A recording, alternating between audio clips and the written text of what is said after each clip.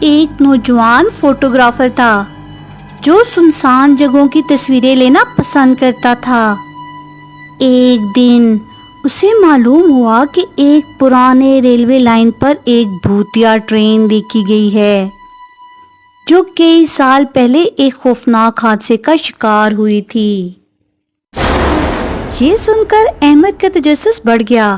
وہ اپنا کیمرہ لے کر رات کے وقت اسی ریلوے لائن پر پہنچا۔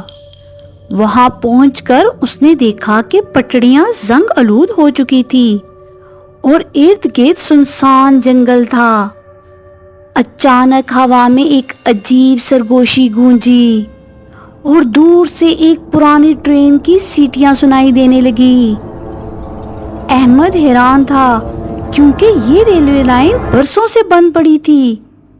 جیسے ہی وہ مزید آگے بڑھا، ایک دھند سی چھانے لگی اور اس کے سامنے ایک قدیم ٹرین نمودار ہوئی۔ اس کی کھڑکیاں ٹوٹی ہوئی تھی اور اس میں سے زنجیروں کی کھڑکھڑاہٹ کی آوازیں آ رہی تھی۔ ٹرین کے اندر روشنی جلملا رہی تھی جیسے اندر کچھ ہو رہا ہو۔ احمد نے ہمت کر کے کیمرہ اٹھایا اور ٹرین کی تصویریں لینے لگا، مگر جیسے ہی فلیش چمکا، ٹرین کے دروازے خود بخود کھل گئے اور اندر سے دھند نکلنے لگی۔ احمد کا دل زور زور سے دھڑکنے لگا، لیکن اس نے خود کو سنبھالا اور اندر جھانکنے کی کوشش کی۔ اندر کی سیٹوں پر پرانے لباس پہنے ہوئے دھندلے سائے بیٹھے تھے۔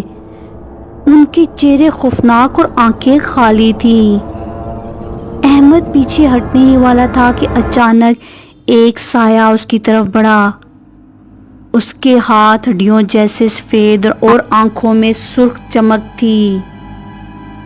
یہ ٹرین زندہ نہیں چھوڑتی، وہ سایہ سرگوشی میں بولا، اور اچانک احمد کو محسوس ہوا کہ وہ زمین سے اوپر اٹھنے لگا ہے، جیسے کوئی نادیدہ قوت اسے کھینچ رہی ہو۔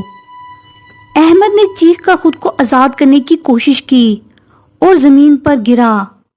وہ جلدی سے کھڑا ہوا اور پلٹ کر جنگل کی طرف بھاگا۔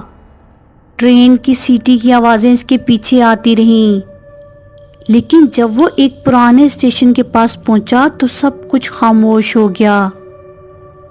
احمد نے ہانپتے ہوئے پیچھے دیکھا، ٹرین غائب ہو چکی تھی، جیسے کبھی تھی ہی نہیں۔ اگلے دن جب احمد نے کیمرہ چیک کیا تو اس میں کوئی بھی تصویر نہیں تھی سوائے ایک دھندلے سائے کی جو کسی کیمرے کی طرف دیکھ کر مکروہ مسکراہٹ دے رہا تھا۔